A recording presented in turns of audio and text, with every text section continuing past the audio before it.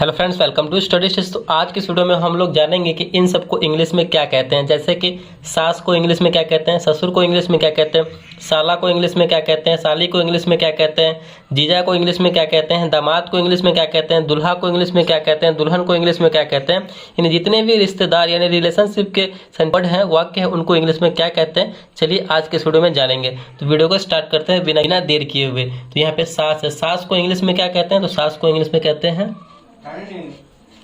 Mother in law.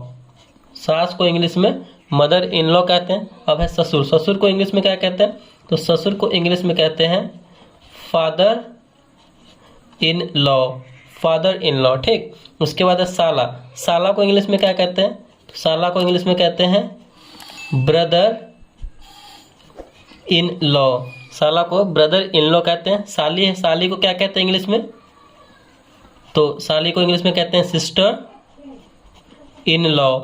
ठीक, sister in law. Next है हमारा देवर, देवर को इंग्लिश में क्या कहते हैं, तो देवर को इंग्लिश में कहते हैं ब्रदर इन लॉ, देवर को ब्रदर। नेक्स्ट है हमारा भाभी, भाभी को इंग्लिश में क्या कहते हैं, तो भाभी को इंग्लिश में कहते हैं sister in law, sister in law कहते हैं भाभी को। जीजा, जीजा को इंग्लिश में क्या कहते हैं, तो जीजा को इंग्लिश में कहते हैं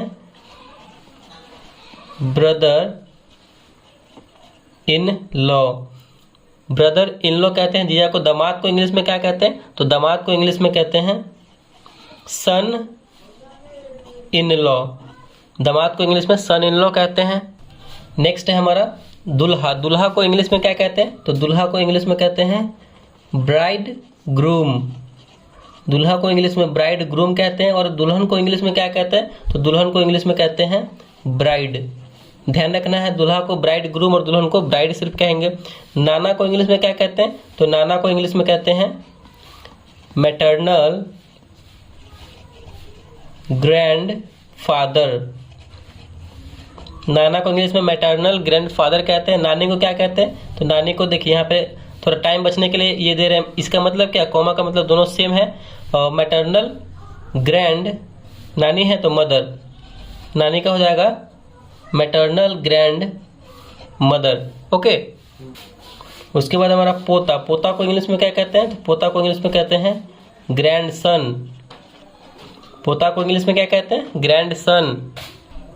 अगला है हमारा पोती, पोती को इंग्लिश में क्या कहते हैं, तो पोती को इंग्लिश में कहते हैं ग्रैंड डॉटर,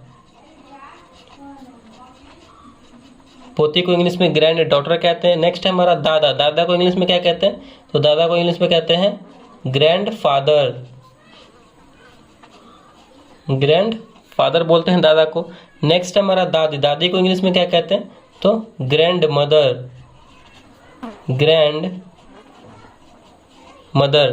ठीक, नेक्स्ट है हमारा मामा, मामा को इंग्लिश में क्या कहते हैं, तो मामा को इंग्लिश में कहते हैं मैटरनल अंकल, मामा को इंग्लिश में मैटरनल अंकल कहते हैं। नेक्स्ट हमारा मामी, मामी को इंग्लिश में क्या कहते हैं, तो मामी को इंग्लिश में कहते हैं मैटरनल आंट।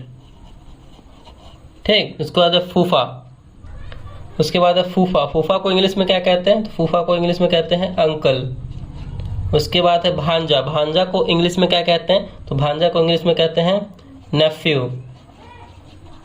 भांजी को इंग्लिश में क्या कहते हैं, तो भांजी को इंग्लिश में कहते हैं नीस।